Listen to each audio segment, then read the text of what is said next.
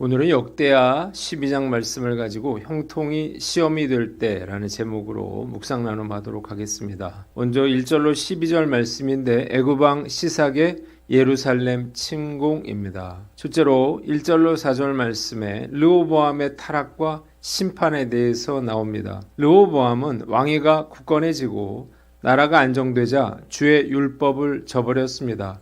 그의 이러한 행태는 백성들에게도 영향을 미쳐서 온 이스라엘이 그를 본받아서 하나님을 떠나게 되었습니다. 이스라엘 백성들이 하나님께 범죄한 결과 르호보암 주기 5년째에 이집트 왕 시삭이 대군을 이끌고 쳐들어와서 유다의 요새 성읍들을 점령하고 예루살렘까지 진군해 왔습니다. 이것은 하나님께서 그들의 죄에 대해서 내리신 심판이었습니다. 두 번째 5절로 8절에는 스마야 예언자의 경고가 나와 있습니다.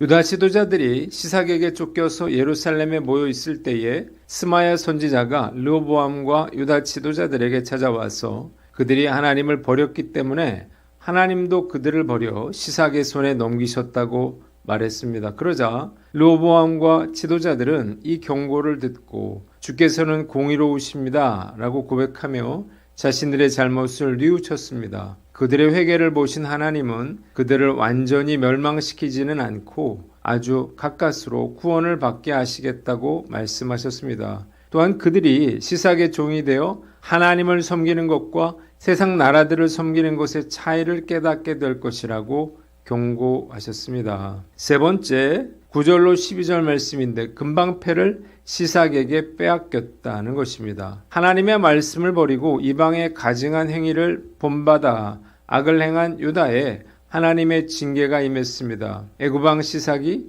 예루살렘을 침공하여 성전과 왕궁의 보물과 솔로몬의 금방패를 빼앗아간 것입니다. 이로 인해서 르호보암은 금방패 대신 노수로 된 방패를 만들어 시위대에게 줍니다. 본문이 우리에게 주는 교훈이 있는데 첫째로 즉시 회개하고 돌이켜라는 것입니다. 선지자 스마야의 경고를 들은 르호보암과 이스라엘 지도자들은 심판을 인정하고 여호와는 의로우시다라고 고백하며 스스로 겸비했습니다. 이는 자신들의 죄를 인정하고 하나님의 공의로운 심판을 받아들인 진정한 회개의 모습이었어요.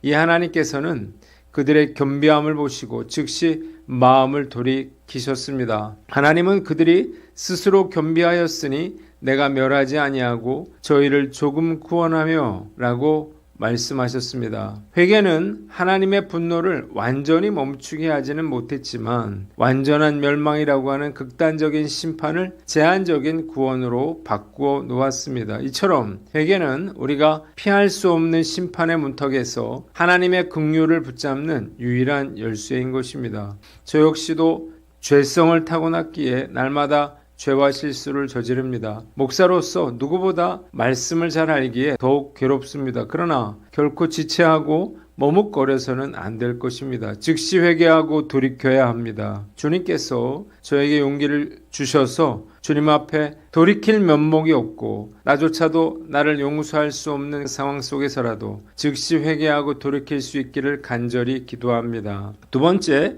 불순종의 고통을 알라는 거예요. 하나님께서는 그들의 겸비함을 보시고 멸망시키지는 않으시겠다고 말씀하셨습니다. 그러나 그들이 시삭의 종이 되어 하나님을 섬기는 것과 세상 나라들을 섬기는 것의 차이를 몸소 깨닫게 될 것이라고 말씀하셨습니다.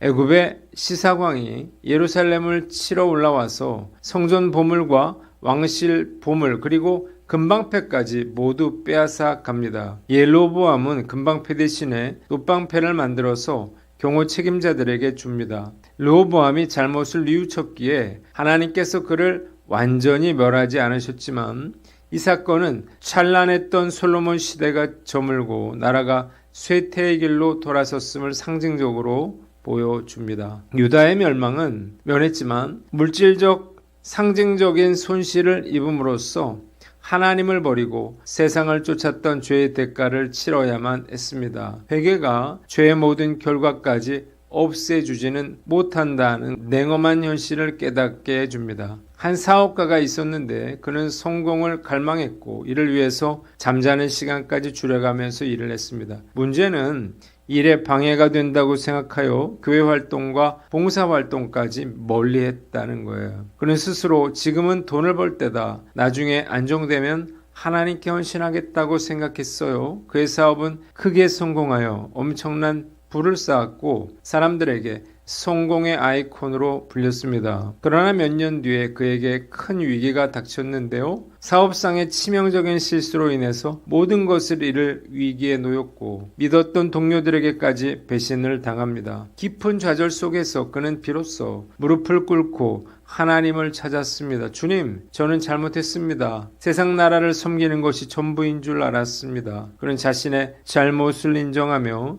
눈물로 회개했습니다. 그의 간절한 기도는 응답되었습니다. 그는 간신히 파산을 면했고 사업을 재개할 수 있는 기회를 얻게 됩니다. 하지만 그는 엄청난 물질적인 손실을 감수해야만 했고 무엇보다 많은 사람들의 신뢰를 잃어버리고 말았습니다. 노방패는 불순종의 상징이죠. 불순종은 정금 같은 영광을 빼앗습니다. 하나님의 말씀대로 행하는 것을 힘들다고 생각해서는 안 될 것입니다. 하나님께 불순종하며 사는 삶은 더욱 힘들고 초라한 것이기 때문이에요. 죄짓고 사는 것보다 더 어려운 일은 없습니다. 말씀을 묵상하면서 나는 어떤가 돌아봐야 되겠죠. 불순종의 고통을 너무나 잘 알면서도 내 멋대로 행동하고자 하는 충동을 느낍니다. 내 의지로는 절제하고 순종하기가 어려워요. 성령님의 도우심이 필요합니다. 오늘도 죄의 유혹에 맞서 싸워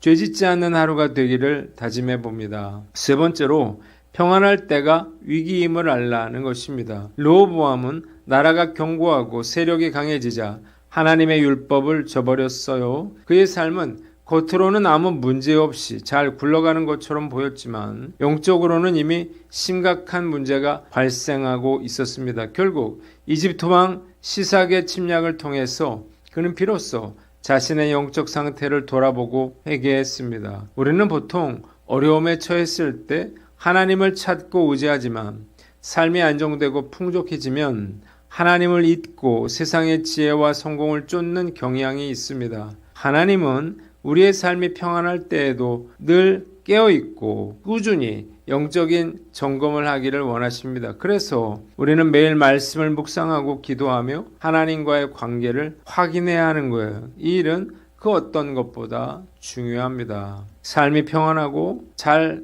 풀릴 때야말로 교만해지기 가장 쉬운 위험한 시기일 수 있다는 사실을 알아야 합니다. 말씀 앞에서 삶이 안정되고 평안할 때 더욱 열심히 주님을 찾고 주님의 말씀에 순종하게 하려고 노력해야 할 거예요. 우리의 삶의 성공이 주님의 은혜 덕분임을 늘 기억하고 겸손함으로 주님께 영광을 돌리는 저와 여러분들 되시기를 바랍니다. 마지막으로 르호보암의 어머니 나아마에 대해서 13절로 16절에 나와 있습니다. 르호보암은 41세 왕이 되어서 예루살렘에서 17년간 다스렸습니다. 그의 어머니는 암몬 사람인 나아마인데요. 그는 주님의 뜻을 따르지 않고 악한 일을 행했으며 통치 기간 내내 여로보암과 끊임없이 전쟁을 벌였습니다. 그의 모든 행적은 스마야 예언자의 역사책과 이도 선견자의 역사책에 기록되어 있습니다.